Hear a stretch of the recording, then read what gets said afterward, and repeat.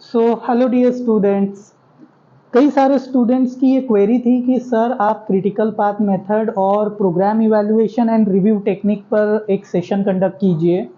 तो आज का सेशन जो पर्टिकुलरली मैं जो आपके लिए लेकर आया हूँ वो है क्रिटिकल पाथ मेथड पर। हम इसमें ये जानने की कोशिश करेंगे कि किस तरीके से क्रिटिकल पाथ मेथड में नेटवर्क डायग्राम बनाई जाती है। साथ ही साथ मैं कुछ बेसिक कंसेप्ट्स क्लियर करता हुआ चलूंगा आपके। ठीक है, तो सबसे पहले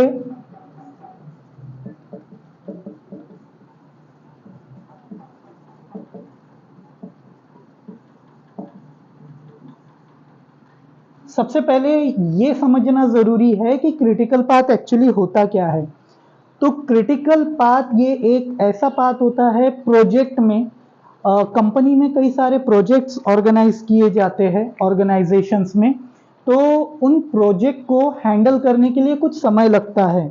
ठीक है, तो उन समय को एक्टिविटी के अनुसार उन समय को डिस्ट्रीब्यूट किया जाता है, वो पर्टिकुलर ड्यूरेशन को डिस्ट्रीब्यूट किया जाता है। और प्रोजेक्ट का जो ड्यूरेशन होता है वो प्रोजेक्ट का ड्यूरेशन उन एक्टिविटी के ड्यूरेशन के बेसिस पर डिटरमाइन किया जाता है। तो प्रोजेक्ट में सबसे ज्यादा लगने वाले समय को हम लोग कहते हैं, जिस पाथ को सबसे ज्यादा समय लगता है उसको हम कहते हैं क्रिटिकल पाथ। ठीक है, एग्जाम्पल से समझा रहा हूं। जैसे कि समझ लो आप कोई एक प्रोडक्ट मैन्युफैक्चर कर रहे हैं। लेट्स से कि आप एक कार मैन्युफैक्चर कर रहे हैं, you are manufacturing a car.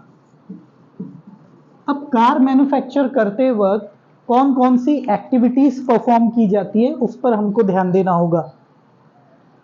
तो सबसे पहली एक एक्टिविटी, यानी मैं कुछ एग्जांपल्स ले रहा हूं, जरूरी नहीं कि इन्हीं एक्टिविटी के बेसिस पर एक कार मैन्युफैक्चर की जाती है। कुछ जनरल एक्टिविटीज जो कि आपको और मुझे सभी को पता है।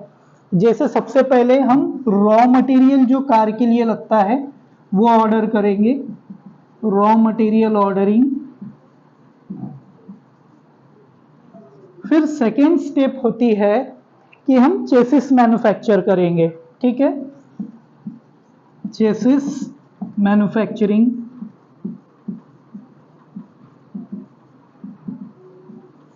फिर चेसिस मैन्युफैक्चर हो जाने के बाद हम लोग लेट्स से उस पर बॉडी माउंट करेंगे, बॉडी माउंटिंग।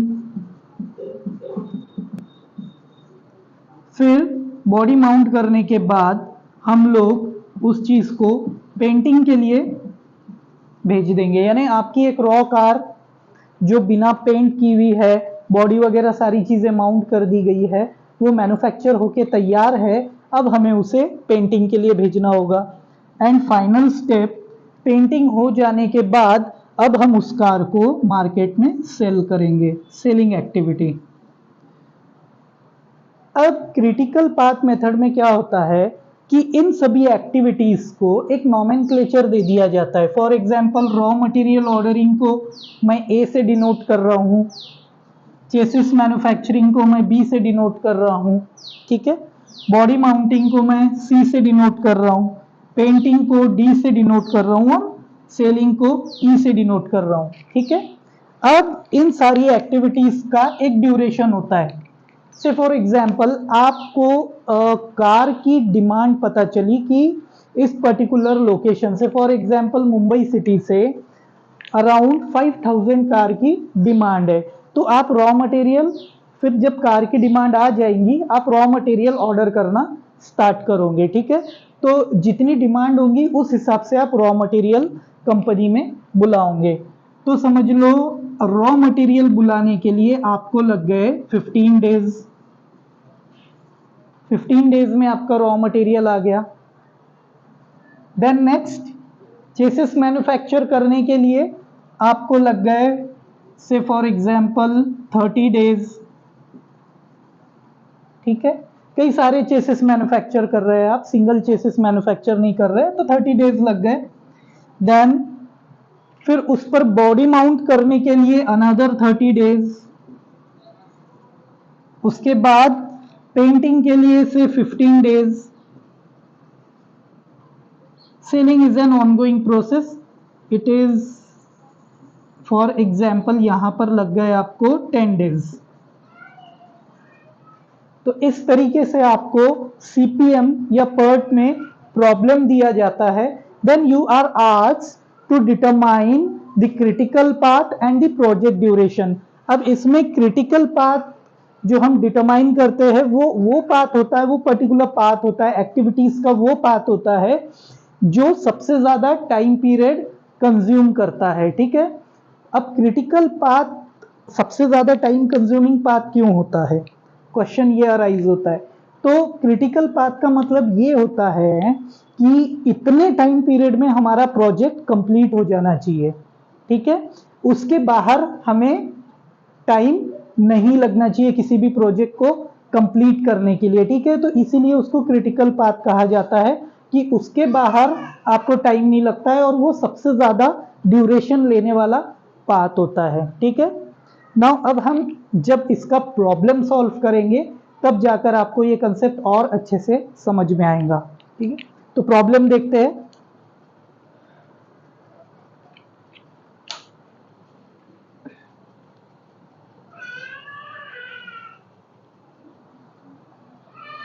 मैं यहां पर एक प्रॉब्लम लिखता हूं।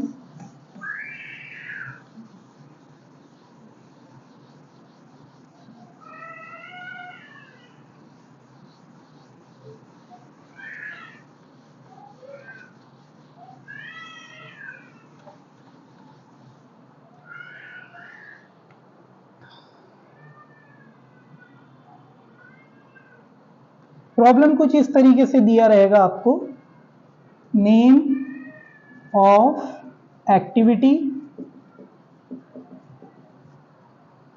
देन प्रीडिसेसर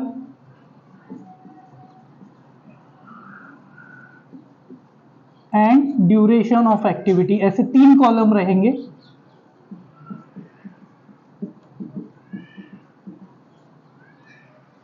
नेम ऑफ, ये प्रॉब्लम मैं एक्चुअल प्रॉब्लम आपको सॉल्व करके दिखा रहा हूं। ठीक है, तो प्रॉब्लम में एक्टिविटी का डिस्क्रिप्शन नहीं दिया है कि एक्टिविटी क्या है एक्चुअली, वो सिर्फ उसका नॉमेनक्लेचर दिया हुआ है, A B C D E and F.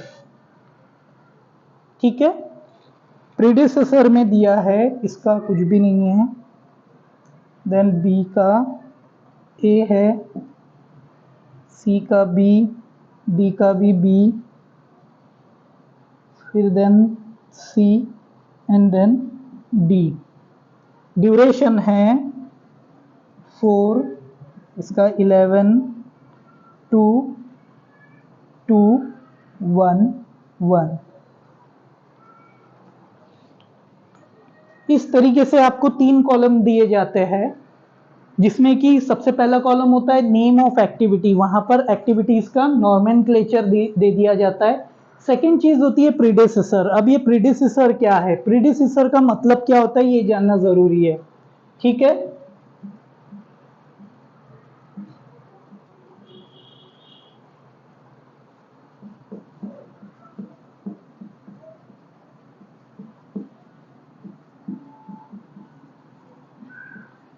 एक तो होता है प्रीडिसेसर और एक होता है सक्सेसर। सक्सेसर का मतलब ये होता है कि कौन सक्सीड करेगा, यानी आगे कौन लेकर चलेगा। जैसे हम बिजनेस में देखते हैं ना कि एक बिजनेस है जिसको किसी ने सेटअप किया है, अब जब वो रिटायर होने की एज में आता है तो वो अपने बिजनेस को सक्सीड करने के लिए कोई एक काबिल व्यक्ति ढूंढता है। ठीक है, तो उसे हम कहते हैं सक्सेसर। फॉर एग्जाम्पल, अगर आपके फादर ने बिजनेस एस्टैब्लिश किया है तो जब आप उस बिजनेस को हैंडल करने लगोगे और आपके फादर रिटायर होके घर में आराम करोगे तो you will be called as the successor of your father. ठीक है, प्रीडिसेसर का मतलब एग्जैक्टली अपोजिट होता है सक्सेसर के।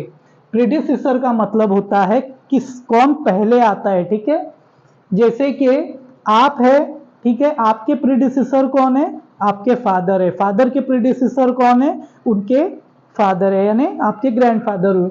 तो प्रीडिसेसर का मतलब कौन पहले आता है। तो यहां पर भी प्रीडिसेसर का मतलब यही होगा कि कौन सी एक्टिविटी इन एक्टिविटी के पहले परफॉर्म की गई है।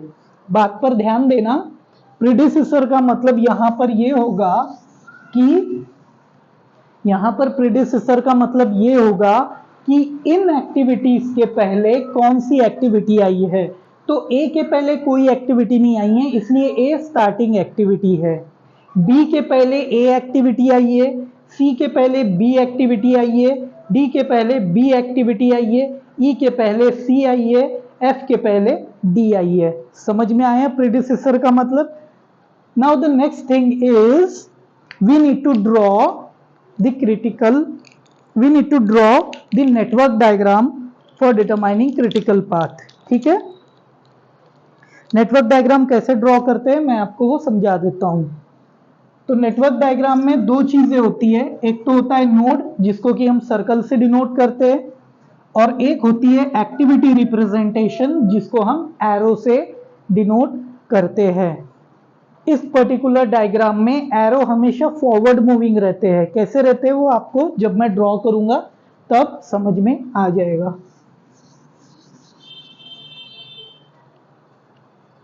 तो एक डायग्राम मैं बना रहा हूं, नेटवर्क डायग्राम। तो स्टार्टिंग में हम लोग एक नोड बनाएंगे, ये स्टार्टिंग नोड हो जाएगा। इसको आपने स्टार्ट करके नोड के अंदर में मैंने स्टार्ट लिख दिया। ठीक है, उस नोड से, स्टार्टिंग नोड से, यानी ये स्टार्टिंग नोड हो गया, उससे ए एक्टिविटी निकली। तो सबसे पहली एक्टिविटी क्योंकि ए है तो स्टार्टिंग नोड से ही ए एक्टिविटी मैंने निकाल दी। ठीक है, अब इस एक्टिविटी को हम ओपन नहीं छोड़ सकते, यानी ये नोड बना दिया और यहां एक एक्टिविटी बना दी। ठीक है, उसके बाद यहीं से दूसरी एक्टिविटी स्टार्ट कर दी, ऐसा नहीं होगा। आपको हर एक एक्टिविटी नोड पर एंड करनी होंगी। ठीक है, स्टार्ट भी वो नोड से होगी और एंड भी नोड से होंगी। ठीक है, स्टार्टिंग पॉइंट ये हो गया एक्टिविटी ए का एंडिंग पॉइंट। अब मैंने इसको 1 नंबर दे दिया। ये 1 नंबर कोई एक पर्टिकुलर वैल्यू रिप्रेजेंट नहीं कर रहा है, ये 1 नंबर का कोई सिग्निफिकेंस नहीं है। ठीक है, this is just an arbitrary number जिससे कि हम नोड को आइडेंटिफाई करेंगे। नोड को नॉमेनक्लेचर दे रहे हैं, वो एक आर्बिट्री नंबर है। ठीक है, उसका कोई इस प्रॉब्लम में सिग्निफिकेंस नहीं है। आप यहां पर ये 1 ना देते हुए ये वाला भी 1, रोमन 1 भी लिख सकते हैं। ठीक है, तो ये ज्यादा इजी पड़ता है इसलिए मैंने ये वाला 1 लिखा। फिर ए एक्टिविटी के बाद कौन सी एक्टिविटी आ रही है? Activity B. तो ए से हम एक्टिविटी बी स्टार्ट कर देंगे, एक्टिविटी बी, इसको एंड कर देंगे। ठीक है, अब बी एक्टिविटी से सी एक्टिविटी निकल रही है। हम ये देखेंगे कि क्या किसी एक एक्टिविटी से 2 या 2 से ज्यादा एक्टिविटीज इमर्ज हो रही है क्या। ठीक है, तो बी एक्टिविटी से 2 एक्टिविटीज निकल रही है। बी एक्टिविटी से कितनी एक्टिविटी है? सी और डी। तो यहां पर हमको बाइफर्केशन करना पड़ेगा, यानी बी से आपको सी निकालना पड़ेगा और बी से ही आपको डी भी निकालना पड़ेगा। अगर फॉर एग्जाम्पल यहां पर सी के जगह बी होता तो आप क्या करते हैं? बी से एक तीसरी एक्टिविटी भी निकलती जो कि ई होती, लेकिन क्योंकि यहां पर बी नहीं सी है, यहां पर एक्टिविटी सी है प्रॉब्लम में गिवन, तो बी से 2 ही एक्टिविटी निकल रही है जो कि है सी और डी। ठीक है, जैसा कि मैंने आपको पहले भी बताया था कि हर एक एक्टिविटी फॉरवर्ड मूविंग होती है। ठीक है, तो हम इसको दोनों एक्टिविटीज को नोड पर कंप्लीट कर देंगे। ठीक है, इन्हें मैं कोई भी नंबर दे सकता हूं, यहां पर 3 4 दे दिया। ठीक है, जैसा कि मैंने पहले भी बताया था कि ये नंबर का सिग्निफिकेंस नहीं होता है, तो हम किसी भी तरीके से दे सकते हैं। यहां पर 3 लिख दो, यहां पर 4, यहां पर 3, यहां पर 4 लिख दो। ठीक है, गॉट इट।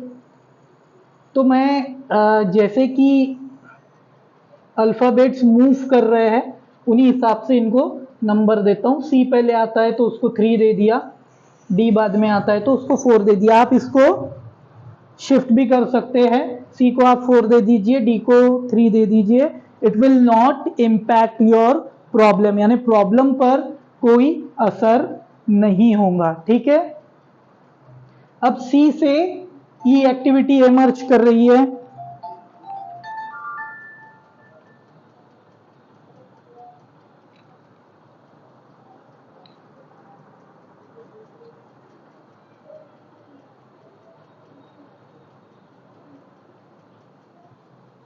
सी से ई एक्टिविटी एमर्ज कर रही है, तो मैंने सी से ई को निकाल दिया। ठीक है, सी से और कोई दूसरी एक्टिविटी एमर्ज नहीं कर रही है, तो एक ही एक्टिविटी है। और डी से एफ एक्टिविटी एमर्ज कर रही है, तो एफ को बना दिया। ठीक है,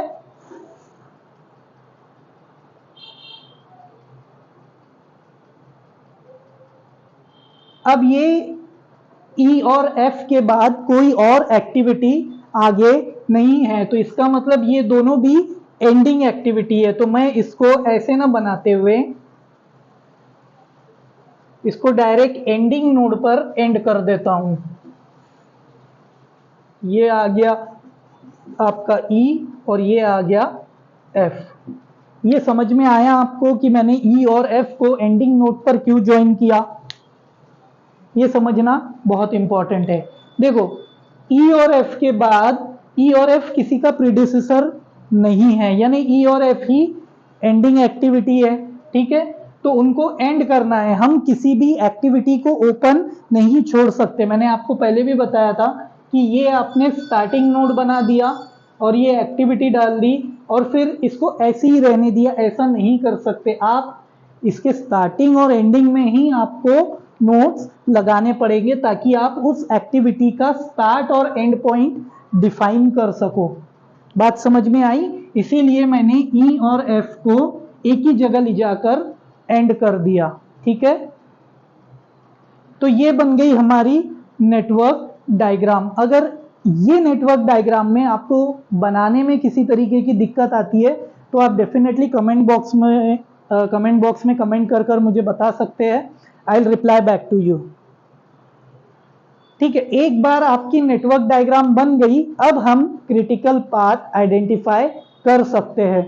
जब तक कि आपकी नेटवर्क डायग्राम रेडी नहीं रहेगी, आप क्रिटिकल पाथ ही डिफाइन नहीं कर सकते।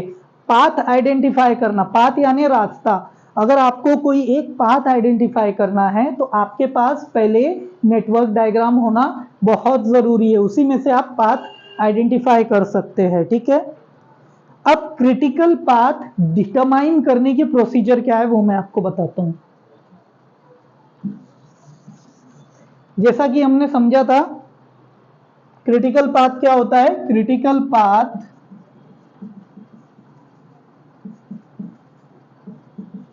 is the one that has maximum total duration। ठीक है, जिस भी पाथ का सबसे ज्यादा ड्यूरेशन आएगा उसको हम क्रिटिकल पाथ डिनोट कर देंगे। ठीक है, तो सबसे पहले हमको अलग अलग पाथ आइडेंटिफाई करना पड़ेगा।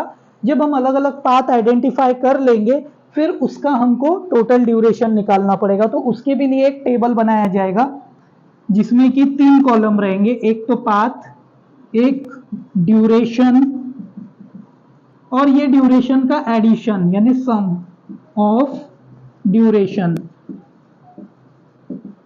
जिसको कि हम टोटल ड्यूरेशन भी लिख सकते। ठीक है, अब ये डायग्राम में कौन कौन से पाथ है? कौन कौन से पाथ है? एक तो स्टार्ट को एस से डिनोट कर रहा हूं, 1 देन 2, या फिर स्टार्ट को 0 से डिनोट कर देता हूं ताकि कंफ्यूजन ना हो, क्योंकि एस भी एक लेटर है और एक्टिविटी में ए बी सी डी भी लेटर्स है। तो 0 1 2 सॉरी, या फिर हम एक्टिविटी से डिनोट करते ए देन बी, देन एक पाथ सी से होकर ई पर जा रहा है, सी और ई के बाद कुछ भी नहीं है, यानी हम रिवर्स नहीं आएंगे, क्योंकि एरोस जितनी भी, अगर आप एरोस पर ध्यान दे तो एरोस सभी फॉरवर्ड मूविंग है, तो आप यहां से बैक नहीं आ सकते। यानी आप ऐसा पाथ डिफाइन नहीं कर सकते ए बी सी ई फिर एफ फिर डी, ऐसा पाथ कभी नहीं बनेगा क्योंकि आपके सभी एरो फॉरवर्ड मूविंग है, ठीक है। तो एक ये पाथ कंफर्म हो गया कि ए बी सी और ई है। उसके बाद नेक्स्ट पाथ क्या रहेगा, ए बी कॉमन रहेगा क्योंकि ए बी से ही होते हुए जा रही है सारी एक्टिविटीज। एक डी और एफ वाला पाथ बन जाएगा, डी और एफ।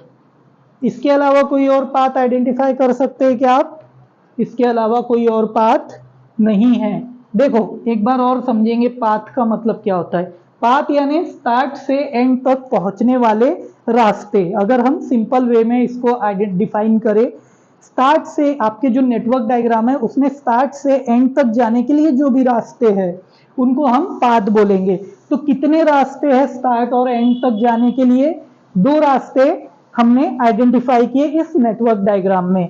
एक्टिविटी, क्योंकि एक्टिविटी का ही ड्यूरेशन दिया है इसलिए मैंने पाथ में एक्टिविटी लिखा है। तो सबसे पहले पाथ क्या है, ए बी, ठीक है, यहां तक तो कोई कंफ्यूजन नहीं। फिर यहां से पाथ डिवाइड हो रहा है, आप देखें 2 इसमें डिवाइड हो रहा है, एक तो सी से जा रहा है और एक तो डी से जा रहा है एंड की तरफ। तो पहला पाथ ए बी सी और ई, दूसरा पाथ ए बी डी और एफ।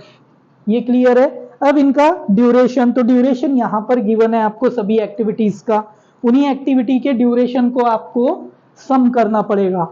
तो सबसे पहला है 4, ए का ड्यूरेशन है 4, फिर बी का ड्यूरेशन है 11, फिर सी का ड्यूरेशन है 2 और ई का ड्यूरेशन है 1। फिर यहां पर फिर से ए का ड्यूरेशन है 4, बी का ड्यूरेशन है 11, डी का ड्यूरेशन है 2 और ई का ड्यूरेशन, एफ का ड्यूरेशन है 1, ठीक है।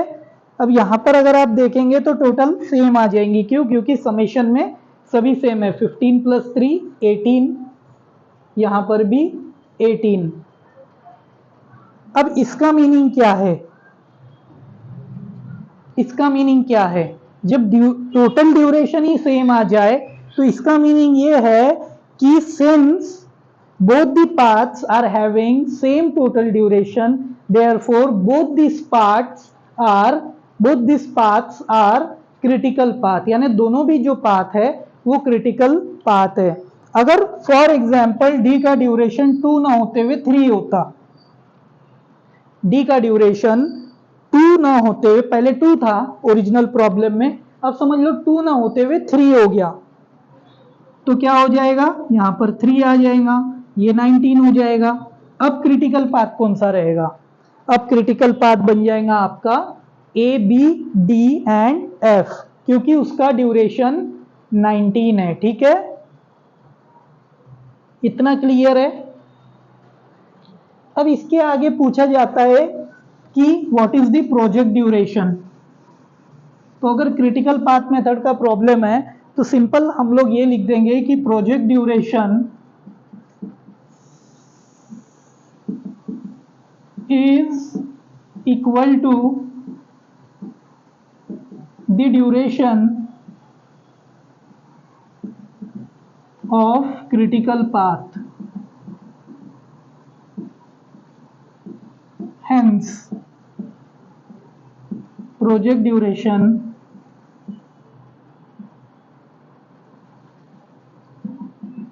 is equals to 18 days for example. I hope कि आपको ये प्रॉब्लम समझ में आया हो, ठीक है। तो ये था क्रिटिकल पाथ मेथड, जिसमें कि मैंने आज आपको नेटवर्क डायग्राम बनाना सिखाया, ठीक है, और critical path method, critical path निकालना सिखाया, और प्रोजेक्ट ड्यूरेशन कैसे डिटरमाइन करते हैं ये भी मैंने आपको पढ़ा दिया है, ठीक है। तो अगर आप चाहते हैं कि मेरे लेक्चर्स के नोटिफिकेशन आपको मिलते रहे तो मेरे चैनल को सब्सक्राइब कीजिए। Thank you.